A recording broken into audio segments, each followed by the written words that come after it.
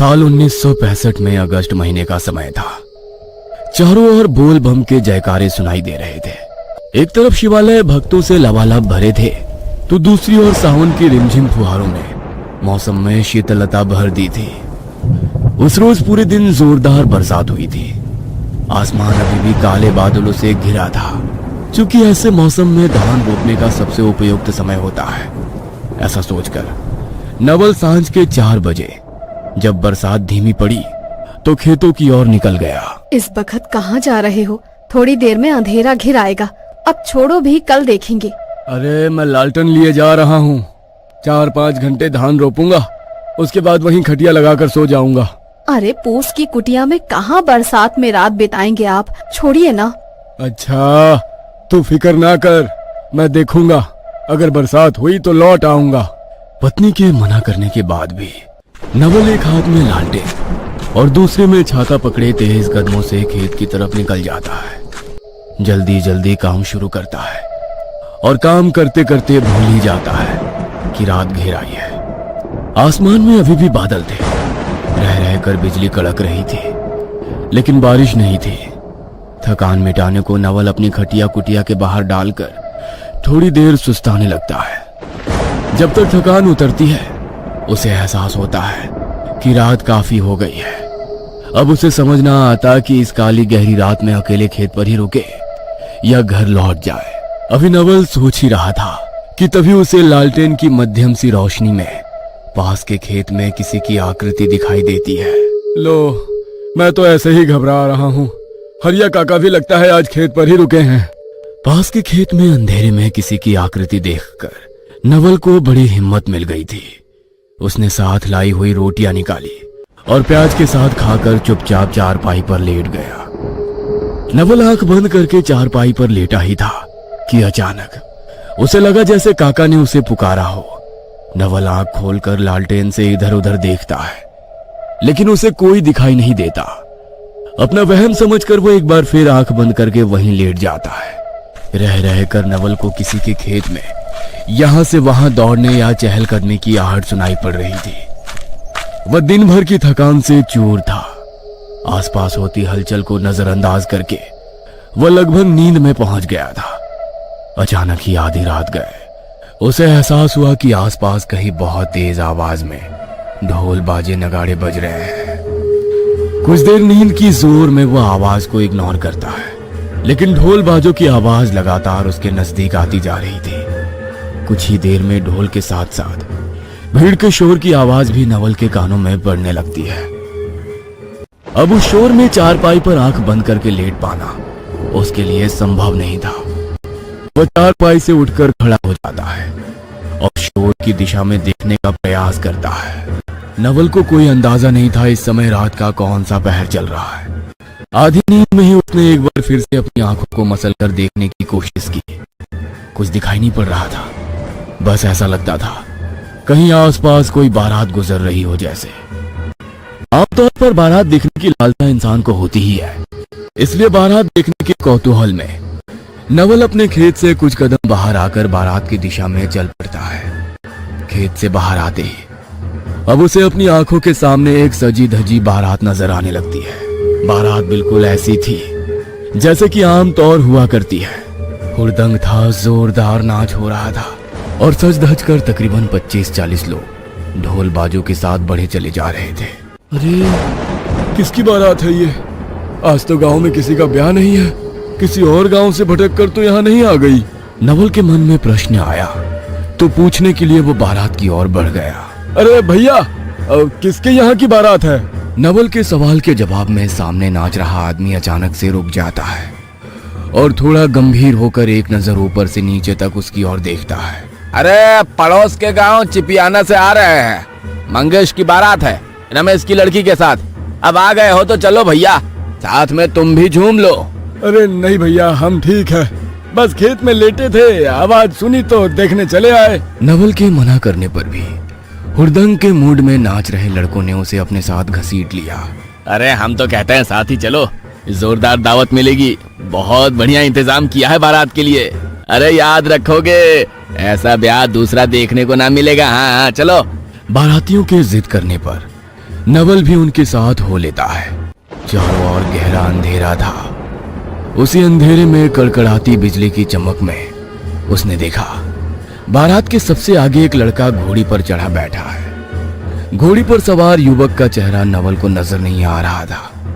बेगानी शादी में बिन बुलाए उन अनजान लोगों के कहने पर पता नहीं क्यों नवल जाने को भी तैयार हो गया था। बाराती नवल को भी ढोल की थाप पर जमकर नचा रहे थे। बाकी बारातियों की तरह गेंदे के फूलों की एक माला भी उन्होंने नवल के गले में डाली और बारात आगे बढ़ निकली। बारात आगे बढ़ती ही जा रही थी। नाचते नाचते नवल बेसुध हो गया था, लेकिन जाने क्यों अभी भी नाचता ही जा रहा था। पता नहीं कितने घंटों तक वो बारात के साथ नाचता रहा। गांव कितनी दूर छूट गया इसका भी उसे कोई अंदाजा नहीं था। अचानक ही एक जगह जाकर बारात ठहर गई। एक बड़ा सा पेड़ था जिसके नीचे एक लड़की बैठी हुई थी जिसे औरतें सजा रही थी। भाई आओ, कुछ खा लो, कुछ देर में ब्याह का कार्यक्रम होगा। बहुत जोरों की भूख लगी है, आज तो जमकर खाऊंगा मैं। हाँ। बाराती की बात सुनकर नवल सामने लगे खाने के पंडाल की ओर जाकर थाली भरकर भोजन परोस लेता है। भोजन करने बैठता है कि अचानक उसे लघु शंका महसूस होने लगती है। पहले हल्का होकर आता हूँ, फिर भरपेट खाऊंगा। पहला कौर मुंह में डाले बिना ही वो उठ खड़ा होता है और बारात से थोड़ा दूर हटकर एक किनारे जाकर लघु शंका करता है। तभी उसे बहल के गले में बंधने वाली घंटी की आवाज सुनाई देती है। नवल का ध्यान बारात से भंग होता है और वो पलटकर इधर उधर देखने लगता है। तभी उसे रास्ते पर सामने से एक आदमी बैल की रस्सी पकड़े हुए आता दिखाई देता है। जय भोले की। अरे इतनी रात गए अंधेरे में कहाँ निकले हो भैया? कौन गांव के हो? हम तो पिपियानी गांव के हैं, यहाँ बारात में आए हैं। आप कौन गांव के हो? इतनी रात गए आप कहाँ से आ रहे हो? अरे मैं तो दूर गांव में बैल खरीदने गया था, बस वहीं से लौटते देर हो गई। अरे लेकिन तुम कौन सी बारात में आए हो? यहाँ इस जगह पर कौन बारात आई है?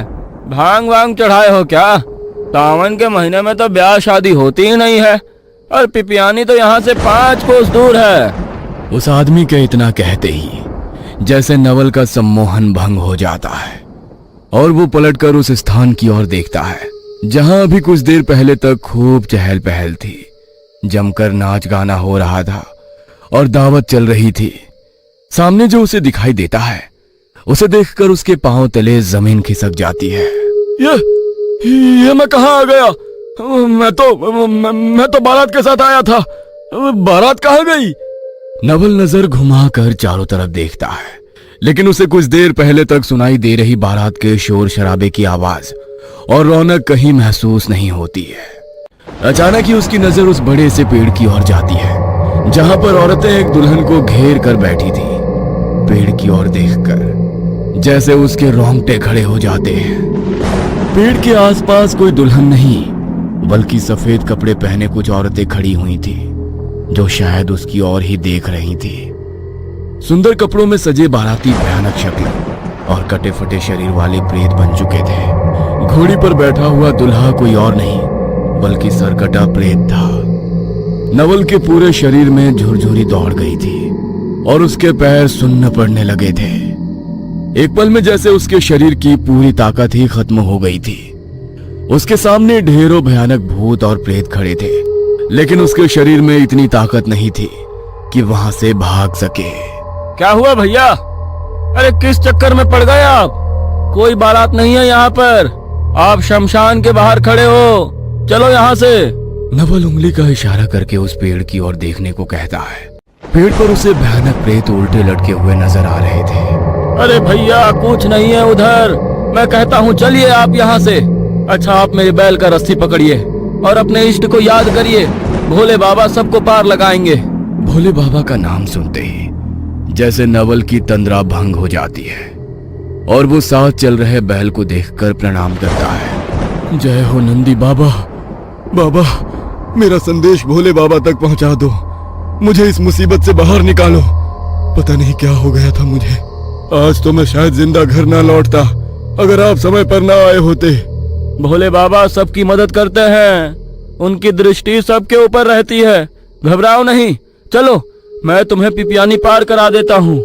नवल देखता है कि कुछ काले साए और प्रेत उसके पीछे पीछे चल रहे हैं। तभी नवल के कानों में एक दोहरी सी आवाज गूंजती है। लगता है इसने वो खाया नहीं, एक बार बस ये मुंह में लगा लेता तो आज इसे जाने ना देता। नवल को अब और कुछ भी नहीं सूझ रहा था।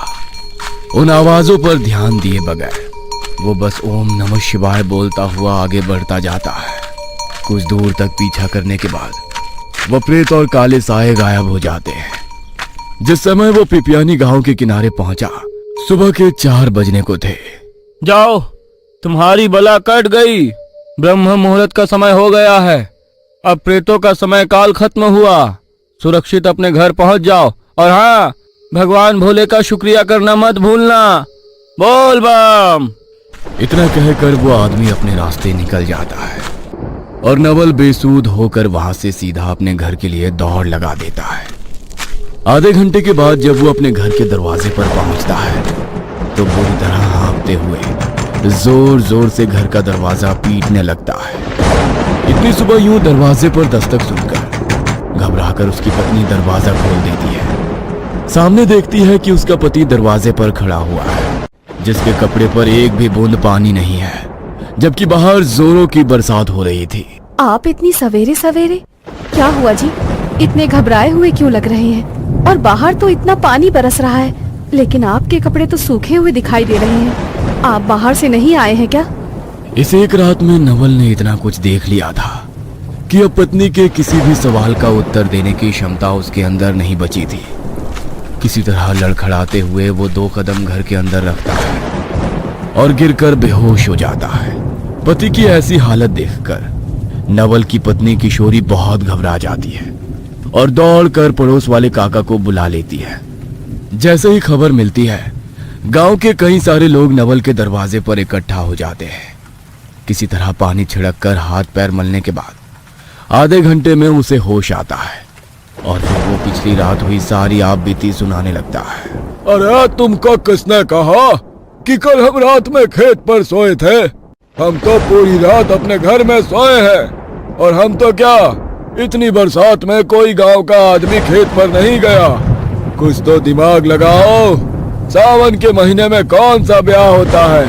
और जिस रमेश की लड़की की तुम बात कर रहे हो ना, उसको मरे हुए 3 दिन हो गए हैं। तुम क्या जानते नहीं हो मरे हुए आदमी का ब्याह हुआ करता है क्या? काका की बातें सुनकर तो नवल का शरीर एक बार फिर से सुन्न पड़ने लगा था। एक बात बताओ, उस आदमी का नाम नहीं पूछे जो तुमको उस प्रेत बारात से बचा कर लाया? कौन था? कौन गांव का था? टिमरी गांव बताया था, शायद शिव नाम था उसका। एक बैल लिए था, कहीं दूर गांव से खरीद कर लाया था। अरे हम तो कहते हैं किशोरी बिटिया, तुम्हारा पूजा पाठ काम आ गया। शिव नाम नहीं बताया था। हमको तो लगता है भगवान शिव ही थे जो नंदी के साथ तुमको वहां बचाने के लिए प्रकट हुए, वरना वो भूतों की बारात उनको काहे नहीं दिखाई दी? तुमको ही क्यों दिखाई दे रहे थे? जिस टिबरी गांव का तुम नाम ले रहे हो ना, दूर दूर तक 20 कोस तक में भी इस नाम का कोई गांव नहीं है यहाँ पर। अरे उम्र बीत गई हमारी इसी गांव में रहते रहते। आसपास के 7 गांव के लोगों को तो नाम से ही जानता हूँ मैं। एकाएक नवल को उस आदमी की बात याद आती है। आज कौन सा दिन है? सोमवार। क्या हुआ? कुछ नहीं, बस भोले बाबा का शुक्रिया अदा करना है। चलो मंदिर जाकर जलाभिषेक करते हैं। आज से मैं हर सोमवार को शिव मंदिर जाकर भगवान शिव का जलाभिषेक किया करूंगा।